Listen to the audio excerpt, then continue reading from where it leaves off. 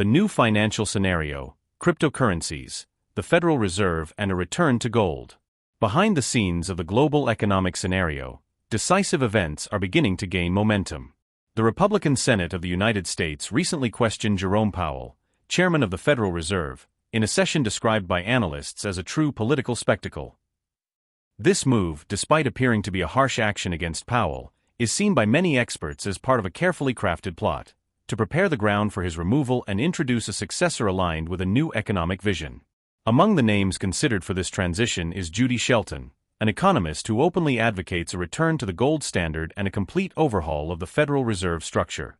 The central idea is to promote an audit of Fort Knox, followed by a restructuring of the Federal Reserve, reducing the power of private central banks and strengthening a currency backed by real assets. This process could mark the end of the hegemony of Western central banks and inaugurate a new financial era based on transparency and solidity. In parallel, the cryptocurrency market is making great strides.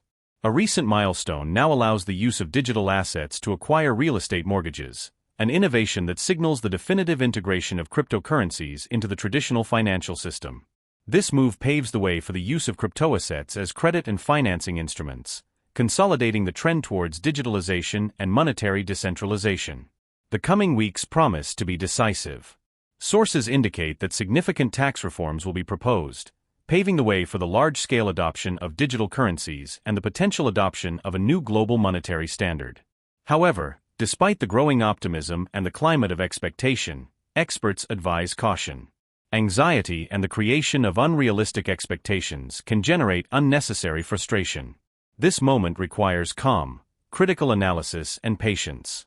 The transition to a new global financial system is complex, involves multiple stages and faces political and economic resistance.